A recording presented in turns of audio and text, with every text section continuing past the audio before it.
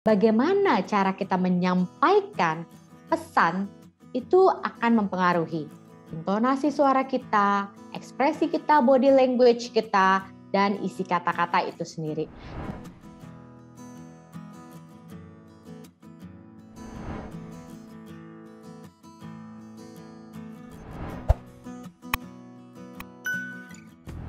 Anak strong-willed itu bukan anak yang gak suka dengan aturan. Bahkan dia nggak menghargai loh ketika di rumah, di keluarga, orang tua itu tidak memberikan aturan sama sekali.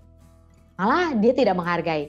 Kedua, anak strong-willed juga tidak menghargai kalau misalnya orang tua bikin aturan, orang tua juga yang mengabaikan aturan itu. Ibaratnya kalau saya menggunakan bahasa perumpamaan ya, macan ompong gitu ya, mengaum, ya bikin aturan, keluarin aturan, tapi giliran harus menggigit, ya nggak menggigit ya, yang saya bilang macan ompong tadi. Nah, anak strong-willed juga nggak respect ya, nggak menghargai orang tua yang seperti itu.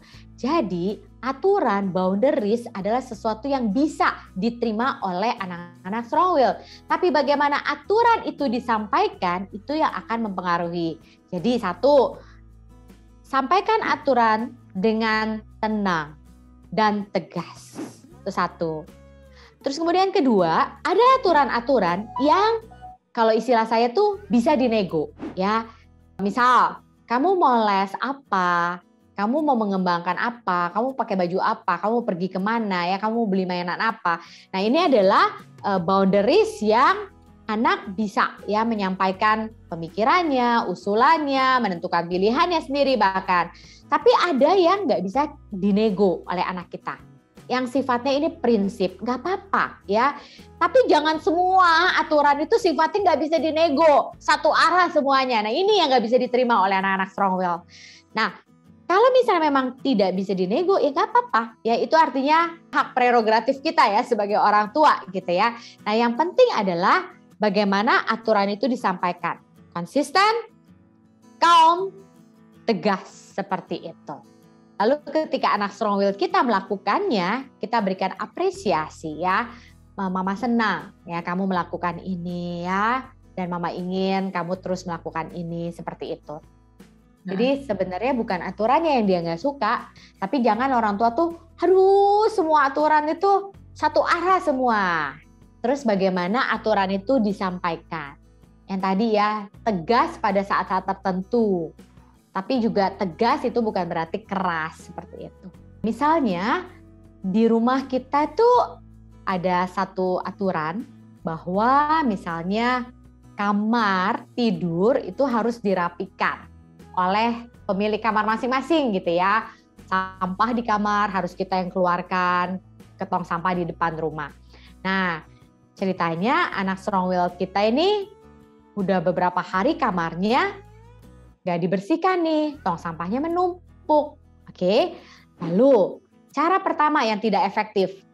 Gimana sih nih kamar kotor, gak dirapiin, sampah udah numpuk, gak dikeluarin. Ayo, cepetan, sekarang bersihin, sekarang keluarin sampahnya. Awas ya, kalau misalnya nanti sampai siang, mama belum lihat kamar kamu bersih, sampah belum keluar, mama akan bla bla bla. Misalnya ya, kasih konsekuensi hukumannya. Itu cara yang pertama ya.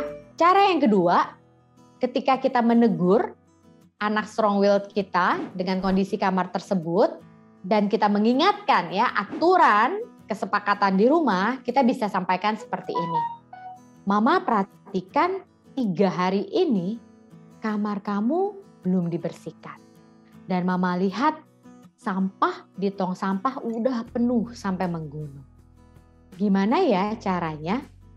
Mama ingin sampah ini nanti siang kosong. Karena tukang sampah akan datang hari ini sebelum jam 1 siang. Dan mama ingin kamar ini menjadi bersih. Dan mama percaya kamu pasti ngerti kenapa sih kamar harus dibersihkan. Tolong bantu mama dan pastikan nanti siang kamar ini sudah bersih, sampahnya dikumpulkan di luar. Thank you, udah memahami itu. Atau kita bisa menutupnya dengan terima kasih, kamu sudah mendengarkan mama, Dan Mama percaya kamu akan melakukan itu. Kalau kita perhatikan yang cara kedua saya ngomong, tentu di situ orang tua perlu meregulasi dirinya sendiri dulu. Orang tua perlu meregulasi emosinya dulu sebelum dia bicara kepada anak strong will. Dan seharusnya sih orang tua lebih mampu meregulasi diri dan emosi karena usia ya. Karena prefrontal cortex kita, executive function kita sudah lebih matang daripada anak-anak dan anak remaja. Lalu kemudian bagaimana cara kita menyampaikan pesan itu akan mempengaruhi intonasi suara kita, ekspresi kita, body language kita, dan isi kata-kata itu sendiri. Dan di antara yang saya sampaikan, intonasi suara, ekspresi, dan body language itu lebih signifikan mempengaruhi efektivitas message yang kita sampaikan daripada isi kata-katanya saja. Seperti itu. Jadi orang tua yang menunjukkan kewibawaan dan ketegasan itu tidak berarti harus teriak, melotot, nada tinggi. Tapi bagaimana kita bisa menyampaikan dengan tenang, tegas, nada ke bawah. Seperti tadi yang saya contohkan. Tentu orang tua perlu ya belajar bagaimana cara berkomunikasi yang lebih efektif kepada anak-anaknya. Dan kemudian tadi, kalau di contoh kedua, orang tua nggak nyuruh. Pokoknya harus keluar sampah ini sekarang. Pokoknya kamar harus bersih. Kalau enggak, nah ditambahin lagi dengan ancaman ya. Nah, tapi yang kedua, kita mengajak anak strong will kita untuk kooperatif seperti itu. Dan kita memberikan kesempatan dia untuk memilih. Mama ingin jam 1 nanti sampah ini udah keluar. Bagaimana caranya kamu bisa membantu mama sampah ini sudah keluar karena hari ini sampah akan diambil oleh petugas seperti itu. Buat anak-anak strong will, kita cukup menyampaikan tujuannya, yang kita harapkan, perilaku yang kita ingin mereka lakukan. Tapi bagaimana mereka melakukannya, ya?